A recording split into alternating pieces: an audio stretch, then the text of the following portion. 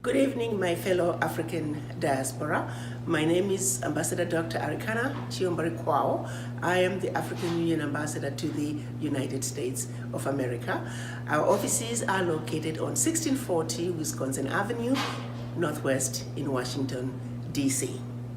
I am here as your ambassador with two main mandates. The first one is to promote Africa in the Americas, and the second one is to galvanize the African diaspora to participate in the development of Africa. Who are the African diaspora? According to the African Union definition, African diaspora are all people of African descent living outside Africa. The 55 African heads of states understand very clearly that in order for Africa to take its rightful place on the world stage, in order for sustainable development to come to Africa, the African diaspora must be front and center of that conversation. So it is precisely why I'm here to have a conversation with you all, my fellow brothers and sisters, sons and daughters. As you all know, I was appointed by Chairman Zuma, the former chair of the African Union. And currently, our new chair is His Excellency Musa Faki Mahamat. He took office 2 years ago. Both of them are also very clear about the need for the African diaspora to participate in the development of Africa. Madam Zuma, on my last conversation with her, she jokingly said, you know, my sister, the African diaspora are a very diverse population. Unfortunately, children of Africa who don't really get along, who don't understand each other, who don't like each other sometimes. But be it as it may, she did have hope that if we continue to engage each other, if we continue to understand each other, maybe, just maybe, we would see enough reason to come together, put aside our differences, and speak with one voice, one continent, one Africa. So that is why I am here. And in order for us to begin to understand each other, in order for us to begin to engage each other in a meaningful conversation, first we must ask ourselves the question, how did we get here? How did Africa end up where Africa is? Allow me to take you to 1884, Berlin Conference. From November of 1884 to February of 1885, our colonizers met to discuss how to make sure that Africa and its children are forever defeated and dominated. Prior to 1884, they were going into Africa in a very haphazard way. They started stealing from each other what they had stolen from the Africans. They were getting ready to have a European war on the African soil. The then Chancellor of Germany, Bismarck, realizing that what was getting ready to happen, called in his sidekick, then King of Belgium, Leopold, and said, we are getting ready to have a problem. Could we please call all the colonizers to come and meet in Berlin, Germany? Let's discuss, let's organize ourselves to see to it that we can effectively loot from the Africans. So it is they met between November of 1884 and 1885 precisely to make sure Africa and its children are forever defeated and dominated. The way they did it is by chopping Africa up into the tiny little economies that we see today. Countries like Burundi, Togo, Djibouti, Central African Republic, Malawi, Mozambique, the list goes on. Pretty much all the African countries that you see today. That was by design. That was to see to it that Africa was forever defeated. That these small economies are economies that cannot survive on their own, or should they survive, they are easy to destabilize at the push of a button. That was 124 years ago. Fast forward 2019, nothing has changed. The jokes say, when they were strategizing and breaking up Africa and drawing these arbitrary boundaries, a husband and wife who were in bed in Malawi, by the time they woke up, the husband was in Zambia and the wife was in Malawi. That's how arbitrary the divisions were. Picture yourself driving from Zambia you're speaking English. Pretty soon, you're in Angola, you're speaking Portuguese. Pretty soon, you're in the DRC, you're speaking French. Pretty soon, you are in Equatorial Guinea, you're speaking Spanish. Keep moving north, you're now in the southern part of Cameroon, you're speaking English. You go up north, you're speaking French. Soon after that, you are in Nigeria, you're speaking English. It was such an arbitrary process, a process that brought maximum division among people who were once the same. We were powerful kingdoms. The countries of Africa that we know today, prior to 1884, they did not exist as these countries. The countries that we are today are a creation of the colonizers to see to it that we are forever defeated and dominated. To them I say colonizers, mission accomplished, because Berlin Conference remains alive and well. Now, let's assume this world is a boxing game. Even the rules of the game, no. Heavyweights belong to the heavyweights. Middleweights belong to the middleweights. Lightweights belong to the lightweights. You don't take a lightweight boxer or a wannabe boxer and throw them in the same ring with the heavyweight. Well, African countries are not even lightweight boxers. They are wannabe boxers who are being put in the same boxing ring with heavyweights. You say, you got to understand that Burundi has the same sovereignty as China. Central African Republic has the same sovereignty as India. So when it comes to negotiating country to country, little Djibouti will stand next to China. Little Burundi will stand next to India. And when China beats up Djibouti, the world says, Djibouti, what's wrong with you? Why aren't you able to take care of your people? Such a small economy. Its population is growing, but its land mass is not. Djibouti can only do so much. The small economies can only do so much. And even those that have tried to survive, they are so easy to stabilize. Before you know it, there's conflict in those countries. And next thing you know, everything is falling apart. Such is the status of our Africa, ladies and gentlemen. It is so important to me that we understand our Africa from the root cause. So as if Berlin Conference was not enough, when the colonizers were leaving the continent between 1958 and 1961, France did something that was just downright terrible.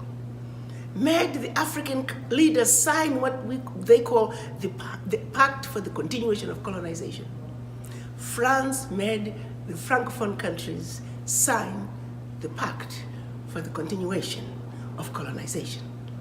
Allow me to highlight a few of the items in the Pact for the Continuation of Colonization. And I urge all of you to Google it and read it. And if that does not disgust you, I don't know what will. First, the French said, well, you see, we built a few schools, a few roads, a few hospitals, taught you about the fork and knife and sitting on a table and eating with utensils. We're going to call that the colonial debt. And for that you shall pay to perpetuity. In addition, you will deposit 85% of your bank reserves with the Minister of Finance, the French Minister of Finance. Collectively, the Minister of Finance, the French Minister of Finance will take all your deposits. It was 85% back then. It's now down to about 60. The French minister will invest that money in the French Stock Exchange under the French name. You may or may not know the returns. Today, France is taking out of Africa, Francophone Africa, over $500 billion. Over $500 billion. We, the Africans, the poor countries, we are giving France over $500 billion a year. Year in, year out. And no one is talking about it. The latest figures are saying for every $14 billion that France takes out of Africa, by the time they finish investing it, they are realizing upwards of $300 billion for every $14 billion. So in actuality, France is taking out of Africa trillions of dollars year in, year out. should any of those countries wish to access some of their own money that they deposited with France, they have to submit their own financial reports for the country. And if approved, they can only access up to 20% of that money as a loan at commercial interest rates. Figure that one out. That is our reality. It gets better. They were also told that if you need any military equipment, you can only purchase it from France. Your military can only be trained by France. That France will have military presence in your own country and can invade you without notice should they feel French interests are being violated. Language of instruction shall be French. All your minerals discovered, yet to be discovered, France has the first right of refusal. All the contracts, big contracts, private and public, French companies have the first right of refusal.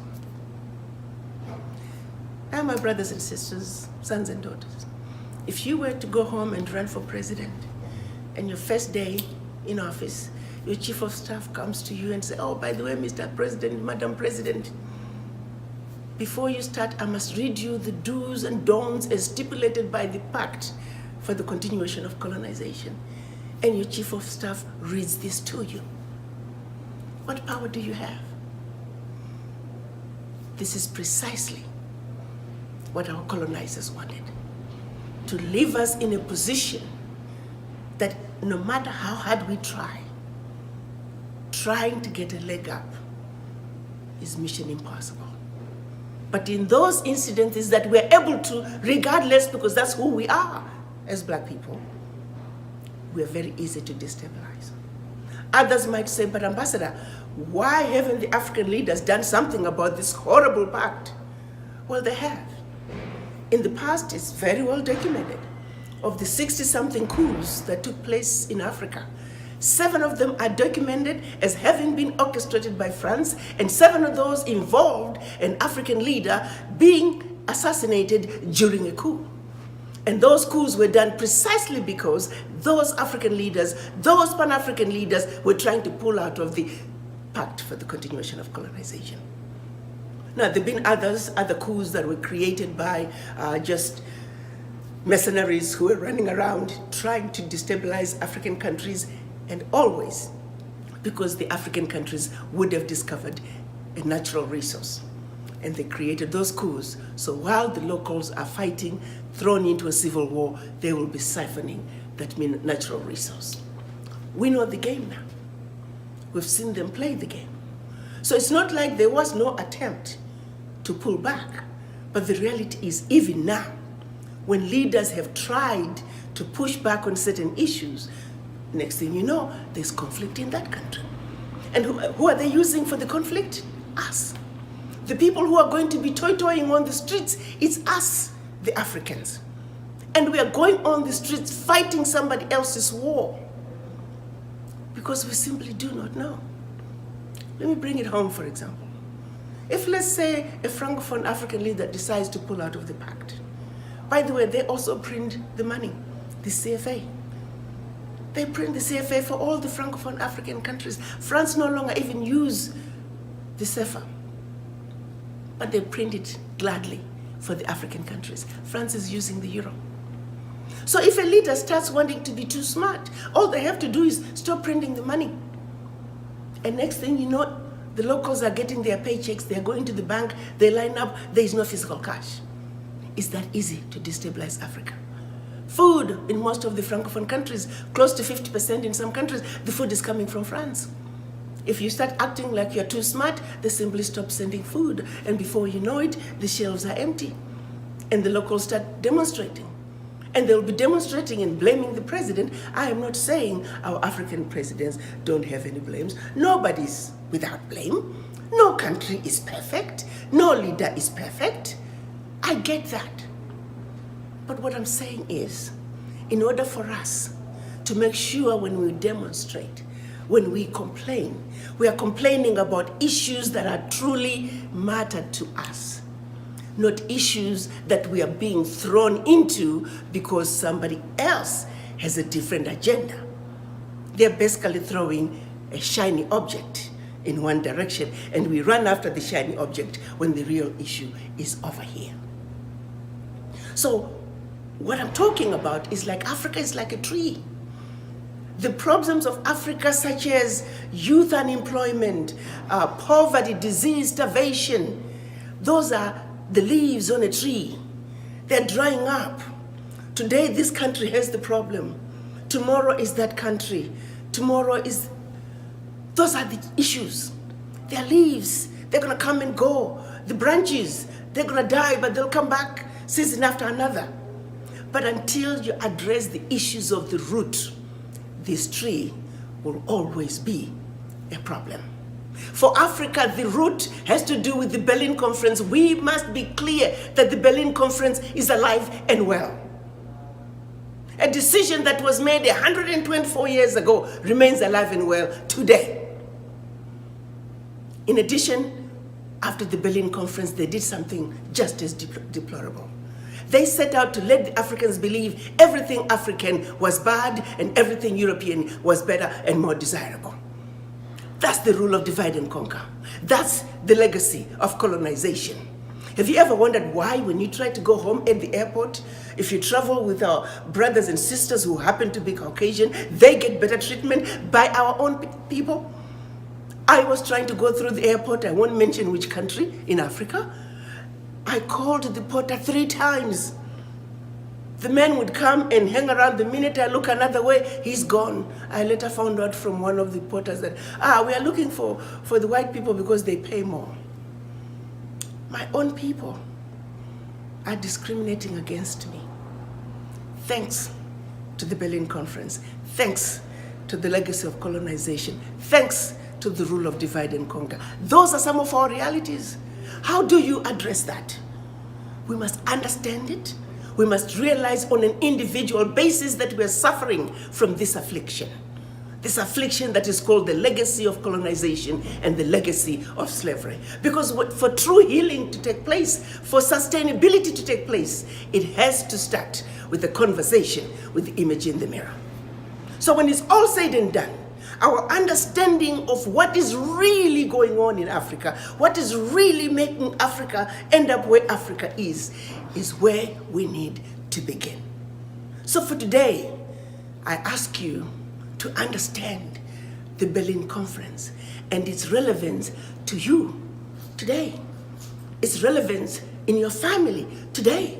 Its relevance to your country and to your continent and to the world wherever black people are. So we got 2 issues, the legacy of slavery, the legacy of colonizations, 2 demons that we must fight, 2 afflictions that we must accept that we suffer from, and let's make every effort to defeat those demons within us in order for us to truly represent our Africa with full understanding of the issues. So as we look for a solution, our minds are clear and our minds are in the right place. Allow me to take a moment to then take you to 1963. Our Pan-African leaders realizing that in order for Africa to move forward, Africa must speak with one voice, one continent, one country, one heart, one mind, one soul. So they met in Addis Ababa in 1963, and they created the OAU, Organization of African Unity. It was an attempt to regroup and undo the boundaries that were imposed upon us. Unfortunately, when they went to Addis Ababa, they were still divided. We had the Casablanca group who were Pan-Africanists who says African Union now, Africa for the Africans. But unfortunately, there were only 7 of them. Ghana, Guinea, Mali, Egypt, Morocco, Algeria, and Tunisia. And the rest of the African countries were the nationalists. They were the Monrovia group. They said, no, let's go slow. They won. We often say, when the Pan-Africanists lost in 1963, Africa lost. 55 years later, we're still going slow. All is not lost, however. Last year, 2018, our leaders came together in Kigali. They agreed on a decision which is now called the African Continental Free Trade Area. This agreement, they are saying we must speak with one voice. We must negotiate with one voice as a bloc, as one Africa, because as Africa, We are a heavyweight, and we belong with heavyweight boxers. We belong with the big boys. There's parity there. This is how we begin to destroy the Berlin Conference. And of the 52 heads of states who have signed on to this, we only need 22 ratifications. I'm glad to tell you today that we are sitting at 21 ratifications. We have only one more ratification for the African Continental Free Trade Area to become the law of the continent, and implementation is expected to begin in June of 2019. Now that's how we destroy the Berlin Conference. In addition, they also signed in March of last year the protocols for the free movement of people, where they are saying unanimously, the African heads of states, the children of Africa must live and work wherever they choose. That too is in the process of being ratified. Over 30 heads of states have signed, and I believe we are sitting at about 3 or 4 ratifications. Already, regionally, the leaders are loosening the requirements to get into their countries. A lot of countries now are visa on arrival. There's a lot of good news coming out of your Africa. And I'm here to share with you that we must be part of that change. We must be part of that vibrancy that is Africa. You see, everybody else around the world is strategizing on how to take advantage of this new Africa whose doors are swinging wide open. The only people who are not strategizing to move into your Africa and claim what is rightfully yours are us, black people. Why can't we be like the rest of the other diaspora in this world? Ask for the voices of Indian diaspora, loud and clear. Chinese diaspora, loud and clear. Irish diaspora, loud and clear. Mexicans, Jews. But when you ask for the voices of the black people, you might as well go to the graveyard. We are missing in action. This is where we are not only failing ourselves, our children, our grandchildren, and generations to come. We have got to change this. We have got to come together just like other ethnic groups and speak with one voice. We must realize that our sheer survival depends on us coming together and speaking with one voice as, like I would like to say, the beautiful, intelligent, sophisticated, highly adaptable, and totally indestructible Mother Africa's children. You see, we as Africans, as the origin of humanity, the continent, the inheritors of the continent with everything and anything the world needs, we have every reason to stand on top of the highest mountain and proclaim to the world who we are, the indestructible children of Africa. Mother Africa is calling. I have no doubt in my mind that all of you, after having had a serious conversation with the image in the mirror, you are going to come together and with a united voice and in a resounding way, you shall let the world know that the children of Africa are going home. Let's sing the best melody the world has ever heard as we come together, not as 55 African countries, not as 1.27 billion Africans on the continent, not as 400 million blacks around the globe, but as children of one Mother Africa, singing in unison that beautiful melody as we waltz our way across the Atlantic back home to Africa. I thank you.